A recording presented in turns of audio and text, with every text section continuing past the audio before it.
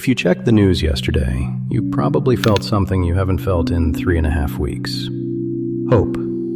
Oil prices dropped 14% in a single day, the biggest one-day plunge since the war started. Brent crude closed below $100 a barrel for the first time since early March. Stock markets surged. Headlines said the US and Iran were talking. And if you're like most Americans who've been watching gas prices climb from $2.98 to $3.91 in 24 days, your first thought was probably, maybe this is almost over. Maybe my gas bill is about to come back down. I had the same thought. I've been pulling these numbers every morning for 3.5 weeks, and Monday was the first day the chart moved in the right direction. Then I read Iran's response. And that's when I realized this video needed to exist, because that 14% drop might be the most misleading number you've seen all month. Here's what happened. On Saturday, President Trump gave Iran a 48-hour ultimatum. Open the Strait of Hormuz to all shipping, or the United States will obliterate Iran's power plants. Iran responded by saying it would permanently close the strait and mine the entire Persian Gulf if its power grid was attacked. Oil surged past $114. Markets braced for the worst escalation since the war began. Then on Monday morning, Trump posted on Truth Social in all capital letters that the United States and Iran had held very good and productive conversations over the past 2 days about a complete and total resolution of hostilities. He said he was ordering a 5-day postponement of all strikes against Iranian power plants and energy infrastructure. Oil immediately cratered. Brent dropped from 114 to below 100. The S&P 500 jumped over 1%. The Dow rose 1.38%. For a few hours, it felt like the beginning of the end.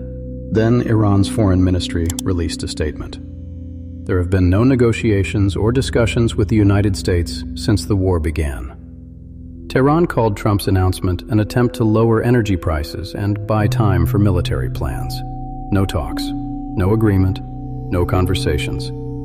And while Trump was posting about peace, the Israeli military launched what reporters in Tehran described as unprecedented strikes on eastern Tehran, and the U.S. Central Command confirmed it had now hit more than 9,000 targets and flown over 9,000 combat flights since February 28th.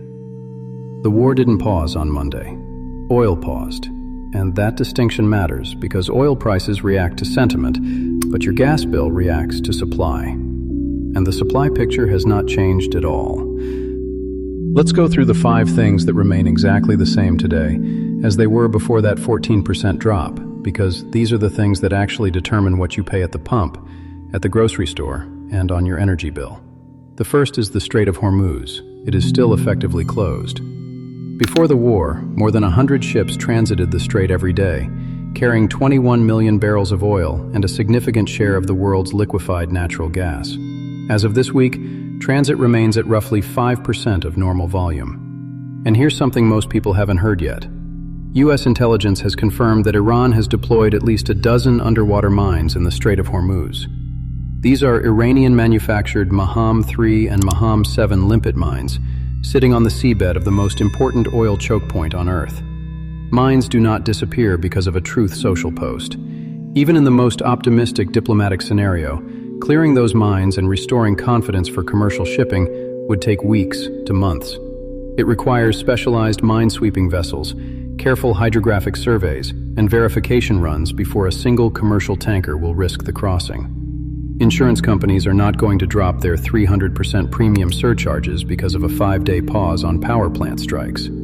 Ship operators are not going to send billion-dollar tankers through a mined waterway based on a social media announcement that the other side says never happened. The strait is closed, and it's going to stay functionally closed until there is a verified, enforceable agreement and the physical mines are removed from the water. Not a post, not a phone call, physical mine clearance. The second thing that hasn't changed is the physical damage to energy infrastructure across the Gulf. Qatar's Laffan industrial city, which processes and ships roughly 20% of the world's liquefied natural gas, was hit by Iranian ballistic missiles last week. Qatar's energy minister confirmed the damage will take 3 to 5 years to repair.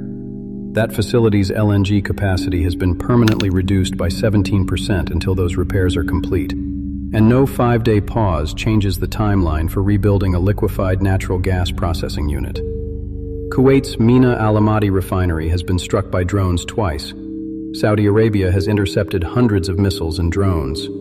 Bahrain has destroyed over 140 missiles and 240 drones since the war began. If you ask me, this is the part of the story that matters most and is getting the least attention. The headlines focus on oil prices and diplomatic signals, but underneath all of that, the physical infrastructure that produces and moves the world's energy is being degraded in ways that will take years to undo, regardless of what any president posts on any platform. The third thing that hasn't changed is the government's toolkit, or more accurately, the fact that it's been almost entirely used up. The Strategic Petroleum Reserve release of 172 million barrels is underway, but amounts to a fraction of daily global demand spread over months. Sanctions on Russian oil at sea have been waived. Sanctions on Iranian oil at sea have been waived. The Jones Act has been waived. The government has literally eased sanctions on the country it is bombing because it ran out of other options to bring your gas price down. And the national average is still $3.91. A former deputy director of national intelligence said on CNN last week that these measures are not going to increase the number of barrels really on the market, and that it's just not enough. The tools are spent. There is nothing left in the cabinet. You shouldn't need a background in energy policy to see that. But here it is, laid out plainly. The fourth thing that hasn't changed is what the people who actually forecast energy prices for a living are saying. Goldman Sachs raised its oil price forecast on Monday, the same day oil dropped 14% to $110 average for March and April. That detail stopped me cold when I saw it. The market is celebrating, and Goldman is revising upward. They also said that if Strait of Hormuz flows remain at 5% of normal for 10 weeks, daily Brent prices will likely exceed their 2008 record of $147 a barrel. Separately, Goldman suggested that elevated prices could persist through 2027. The International Energy Agency's executive director said this week that the global economy faces a major threat, and that the current situation is worse than the two energy crises of the 1970s put together. That is the head of the world's most authoritative energy body, comparing this moment not to one oil crisis, but to both of them combined. When Goldman Sachs is raising price targets on the same day oil drops 14%, they're telling you the drop is noise and the trend is up. The fifth thing that hasn't changed is what all of this is doing to your money beyond the gas pump. The Federal Reserve held rates steady last week at 3.5 to 3.75% because oil-driven inflation made cutting impossible. That decision stands regardless of what oil did on Monday.